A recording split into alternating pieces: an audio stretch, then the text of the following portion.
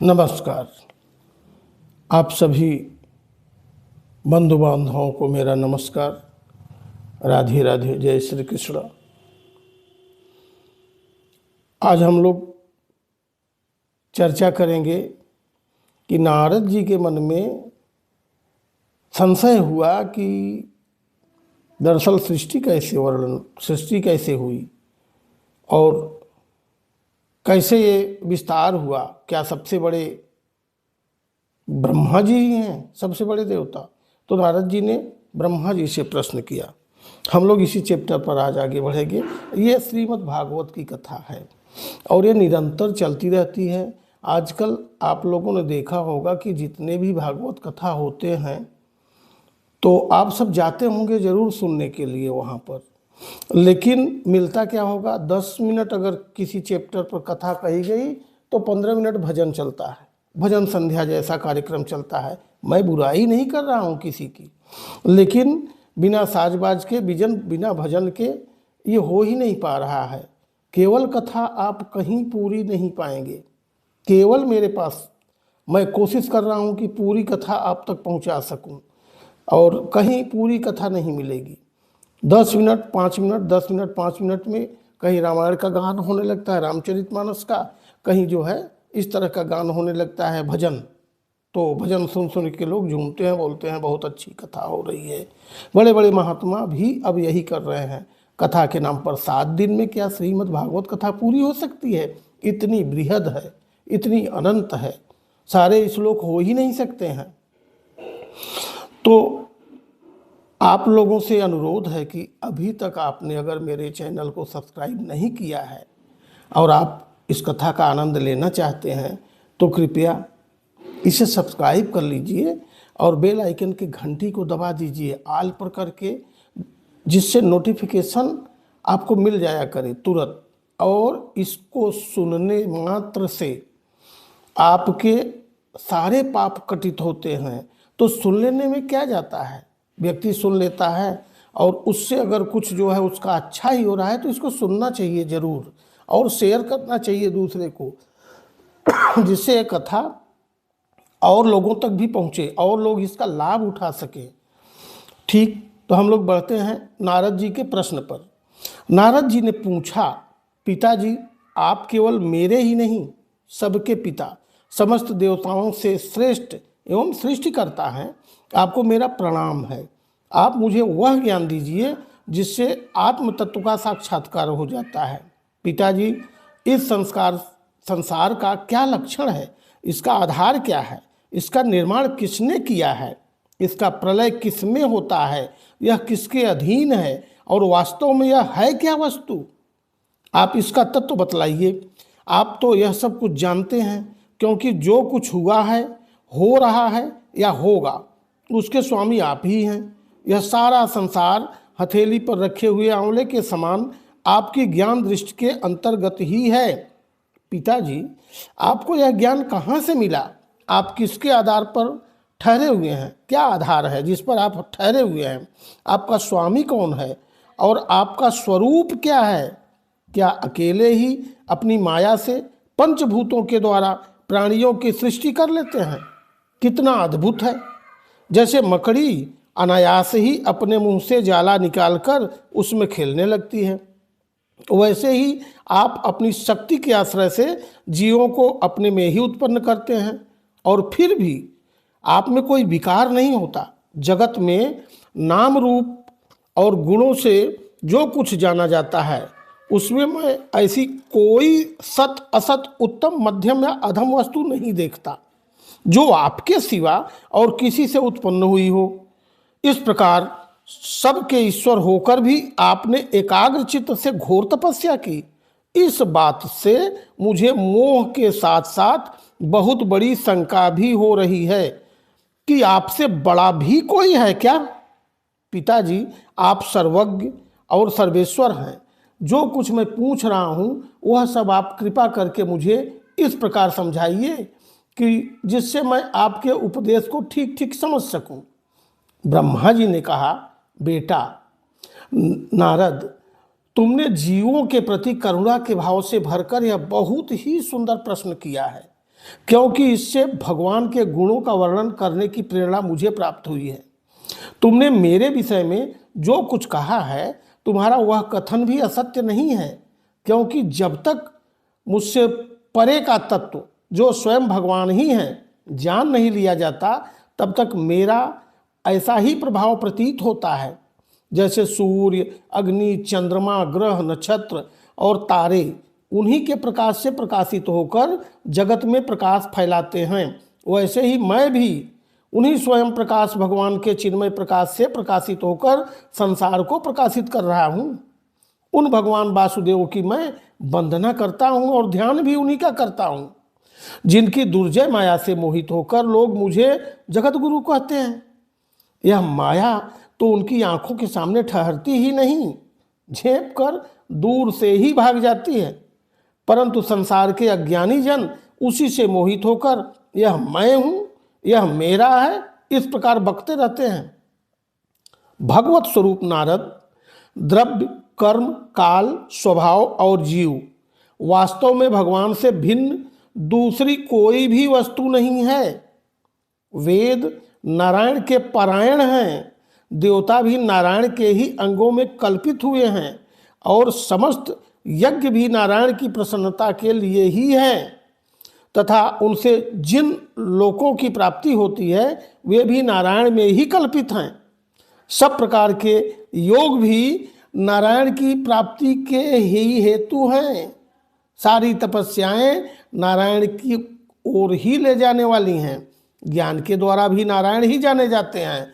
समस्त साध्य और साधनों का पर्यवसान भगवान नारायण में ही है। वे दृष्टा होने पर भी ईश्वर हैं, स्वामी हैं, निर्विकार होने पर भी सर्वस्वरूप हैं। उन्होंने ही मुझे बनाया है और उनकी दृष्टि से ही प्रेरित होकर मैं उनके इच्छानुसार सृष्टि रचना करता हूँ। भगवान माया के गुणों से रहित एवं अनंत हैं। सृष्टि, स्थिति और प्रलय के लिए रजोगुण, सत्वगुण और तमोगुण, ये तीन गुण माया के द्वारा उनमें स्वीकार किए गए हैं। यही तीनों गुण द्रव्य, ज्ञान और क्रिया का आश्रय लेकर मायातीत नित्य मुक्त पुरुष को ही माया में स्थित होने पर कार्य, कारण और कर्तापन के अभिमान से बांध लेते हैं। नारद इंद्रियातीत भगवान गुणों के इन तीन आवरणों से अपने स्वरूप को भली भांति ढक लेते हैं, इसलिए लोग उनको नहीं जान पाते। सारे संसार के और मेरे भी एकमात्र स्वामी वे ही हैं। मायापति भगवान ने एक से बहुत होने की इच्छा होने पर अपनी माया से अपने स्वरूप में स्वयं प्राप्त काल, कर्म और स्वभाव को स्वीकार कर लिया। भगवान की शक्ति से ही काल ने तीनों गुणों में क्षोभ उत्पन्न कर दिया, स्वभाव ने उन्हें रूपांतरित कर दिया और कर्म ने महत् तत्व को जन्म दिया। रजोगुण और सत्वगुण की वृद्धि होने पर महत् तत्व का जो विकार हुआ उससे ज्ञान, क्रिया और द्रव्य रूप तम प्रधान विकार हुआ, वह अहंकार कहलाया और विकार को प्राप्त होकर तीन प्रकार का हो गया।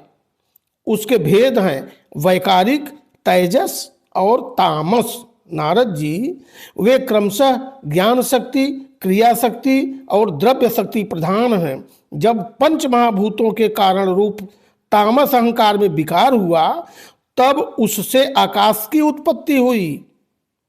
जब पंच महाभूतों के कारण रूप तामस अहंकार में विकार हुआ तब उससे आकाश की उत्पत्ति हुई। आकाश की तन्मात्रा और गुण शब्द हैं। इस शब्द के द्वारा ही दृष्टा और दृश्य का बोध होता है। जब आकाश में विकार हुआ तब उससे वायु की उत्पत्ति हुई। उसका गुण स्पर्श है। अपने कारण का गुण आ जाने से यह शब्द वाला भी है। इंद्रियों में स्फूर्ति, शरीर में जीवनी शक्ति, ओज और बल इसी के रूप हैं। काल, कर्म और स्वभाव से वायु में भी विकार हुआ, उससे तेज की उत्पत्ति हुई। इसका प्रधान गुण रूप है। साथ ही इसके कारण आकाश और वायु के गुण शब्द एवं स्पर्श भी इसमें हैं। तेज के विकार से जल की उत्पत्ति हुई, इसका गुण है रस। कारण तत्वों के गुण शब्द, स्पर्श और रूप भी इसमें हैं। जल के विकार से पृथ्वी की उत्पत्ति हुई, इसका गुण है गंध। कारण के गुण कार्य में आते हैं। इस न्याय से शब्द, स्पर्श, रूप और रस ये चारों गुण भी इसमें विद्यमान हैं। वैकारिक अहंकार से मन की और इंद्रियों के 10 अधिष्ठात्री देवी देवताओं की भी उत्पत्ति हुई। उनके नाम हैं दिशा, वायु, सूर्य, वरुण, अश्विनी कुमार, अग्नि, इंद्र, विष्णु, मित्र और प्रजापति। तेजस अहंकार के विकार से स्रोत, त्वचा, नेत्र, जिह्वा और सूंघने की शक्ति, ये 5 ज्ञानेंद्रियां एवं वाक, हस्त, पाद, गुदा और जनेन्द्रिय, ये 5 कर्मेंद्रियां उत्पन्न हुई।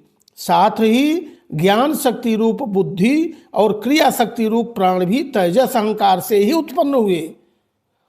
श्रेष्ठ ब्रह्मविद जिस समय ये पंचभूत इंद्रिय, मन और सत्व आदि तीनों गुण परस्पर संगठित नहीं थे, तब अपने रहने के लिए भोगों के साधन रूप शरीर की रचना नहीं कर सके। जब भगवान ने इन्हें अपनी शक्ति से प्रेरित किया, तब वे तत्व परस्पर एक दूसरे के साथ मिल गए और उन्होंने आपस में कार्य कारण भाव स्वीकार करके व्यष्टि समष्टि रूप पिंड और ब्रह्मांड दोनों की रचना की। वह ब्रह्मांड रूप अंडा 1000 वर्ष तक निर्जीव रूप से जल में पड़ा रहा।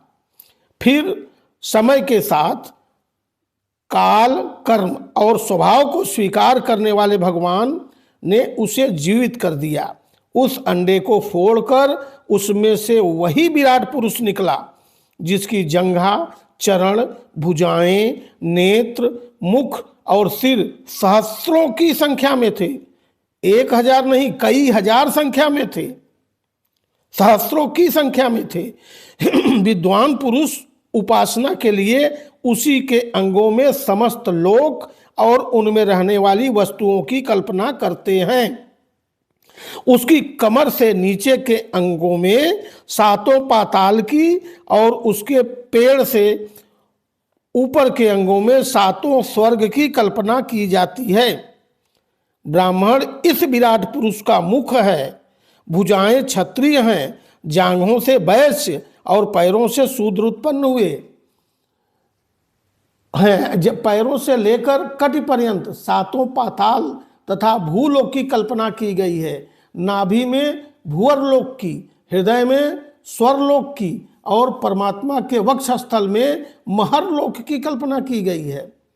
उसके गले में जनलोक, दोनों स्तनों में तपोलोक और मस्तक में ब्रह्मा का नित्य निवास स्थान सत्यलोक है। उस विराट पुरुष की कमर में अतल, जांघों में वितल, घुटनों में पवित्र सुतल लोक और जंघाओं में तलातल की कल्पना की गई है। एड़ी के ऊपर की गांठों में महातल, पंजे और एड़ियों में रसातल और तलुओं में पाताल समझना चाहिए। इस प्रकार विराट पुरुष सर्वलोकमय है। विराट भगवान के अंगों में इस प्रकार भी लोकों की कल्पना की जाती है कि उनके चरणों में पृथ्वी है, नाभि में भूअरलोक है और सिर में स्वर्गलोक है, स्वरलोक है। तो ये तो विराट पुरुष की बातें थी। कैसे उनकी उत्पत्ति उस अंडे से हुई, आकाश का निर्माण कैसे हुआ। अब इसके आगे हम लोग बढ़ेंगे तो चैप्टर बहुत लंबा हो जाएगा। विराट स्वरूप की विभूतियों का वर्णन मैं अगले पार्ट में करता हूँ। तब तक के लिए आप सभी को जय श्री कृष्ण, राधे राधे। आप सब जुड़े रहिए, मैं आपको भागवत की कथा आप तक पहुँचाऊँगा। जय श्री कृष्ण, राधे राधे बंधुओं।